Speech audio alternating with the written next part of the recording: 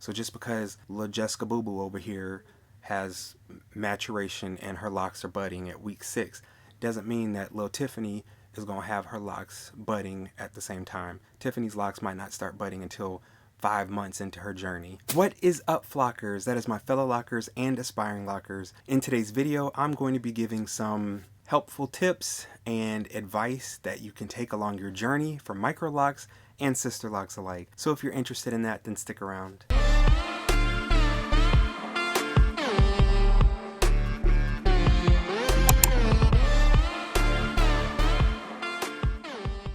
Whether you have been on your journey for a long time now, or you're at the beginning of your journey, or maybe you are thinking about starting a journey, I feel like these tips are helpful for anyone at any point along the process. So I just wanted to share some of these things that I've been thinking about with you today. First thing on my list of tips or advice for someone in the Sisterlock or Microloc world would be that the way your hair looks in the beginning is not the way your hair will look in the end. And when I come at this multifaceted. For the one sense, there are some people out there that are completely against the plucked chicken look. If your hair looks like a plucked chicken on day 1, I promise you, at year 1, year 2, you're not going to have that same plucked chicken look.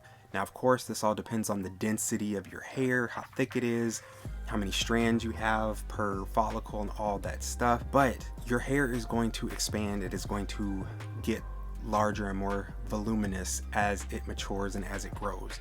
So you don't have to worry about your hair looking the same on month 6 and year 1 and year 3 and year 5 as it does on day 1. So I know that that might scare some people away when they look at people's starter pics. It can be a little bit scaring. Like I said, scaring. It can be a little bit scary depending on, like I said, how thick your hair is, how much hair you have and all of that, to have to rock the thinner lock look for a while. But I promise you it is worth it in the end. You just have to stick through it. My locks today are definitely thicker and fuller than they were in the beginning, and so I didn't have the plucked chicken look in the beginning, but I just want those that may be concerned about that. Like I said, maybe you're in the beginning of your journey and you're looking at your hair and you're like, did I make a mistake? This is awful. I look a hot mess. Don't worry. It's going to fill out some. I'm not going to say that everybody's going to have this huge mane of locks.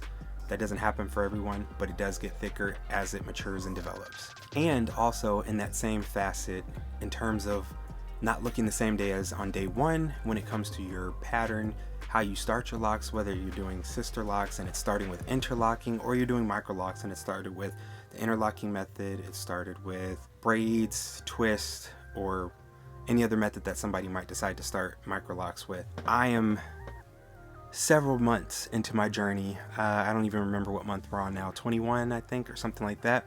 And although I do still have some braid pattern at the ends on some of my locks, there are some locks, especially in the back, this back portion, that is completely locked up, or not completely locked up, but the braid pattern is barely visible or not visible at all.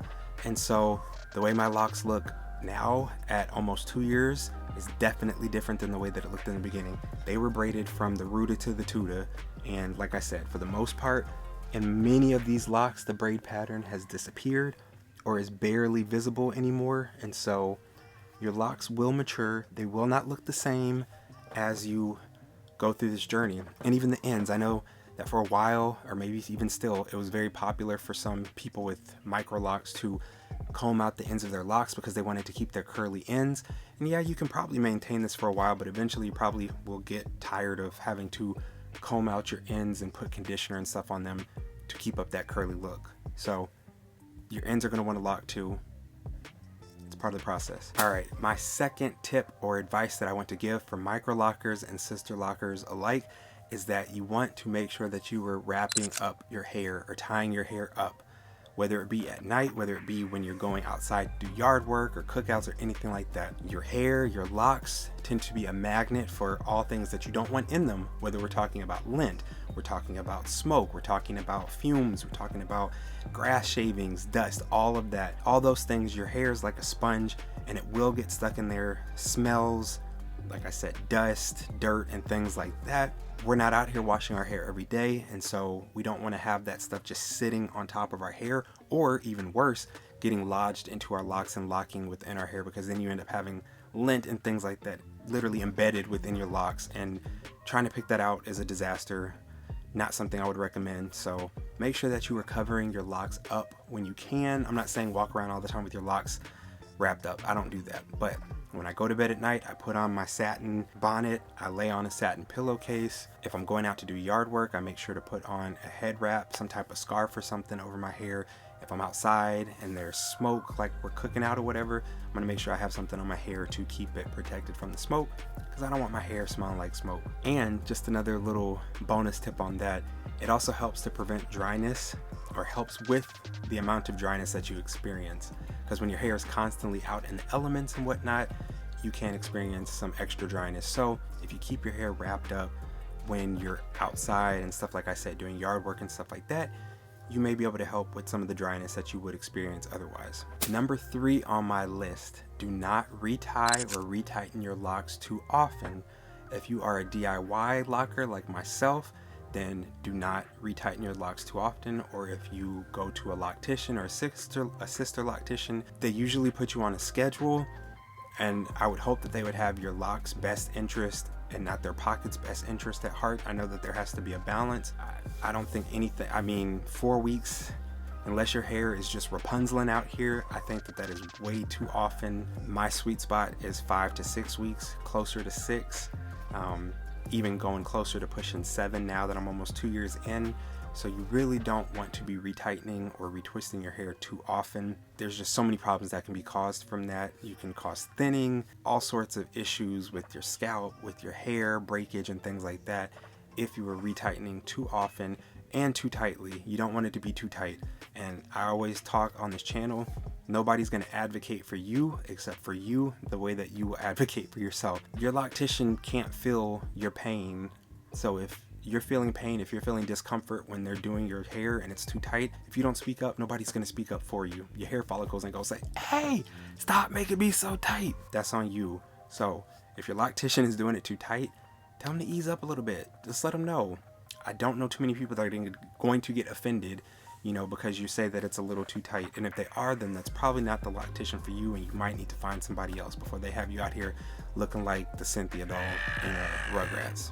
My number 4 piece of advice is don't crush on your lock crushes too hard. What do I mean by this? I would say that pretty much all of us, if not all of us, have had lock crushes. We have lock inspirations, people that we look at on Instagram, on TikTok, on YouTube, probably any social media, Pinterest, where we see their locks, we love them, we like, we comment, all of that stuff. I don't see anything wrong with that. It's not unhealthy to have locks and aspirations, but there is a fine line between aspirations and getting to a place, like I said in one of my previous videos, I forgot what I said, y'all, but it had something to do with comparison. That's it. Comparison is the thief of joy when you're constantly comparing your locks. So if you can have these locks that you like and you're like, oh, I really like the way they look, and you're just looking at them from that standpoint, then I think that's okay. I think it gets to an unhealthy place when you're looking at someone's locks and now you're comparing them to your locks. You're saying, oh, my locks don't look like that. I looked and it says, they're 21 months into their journey and my hair's not looking like theirs, even though I'm also at 21 months in my journey. Or they're at this milestone, why am I not at this milestone? Y'all, unfortunately, there's no set, I don't know if y'all can hear the screaming in the background, but whatever, there's a baby, it's all right, we're gonna keep pushing through. But there's no set list or timeline for anyone's hair. No two heads are the same. So just because Lil Jessica Boo Boo over here has maturation and her locks are budding at week 6 doesn't mean that Lil Tiffany is going to have her locks budding at the same time. Tiffany's locks might not start budding until 5 months into her journey. There's so many things and factors that go into when you hit different stages, everything from your hair type to the climate and the weather that you're in, even down to your diet, the things that you eat, your exercise. There's so many things that go into your hair and how it reacts and how it forms and matures. So you really cannot compare yourself to other people and be expecting other people's results on your head.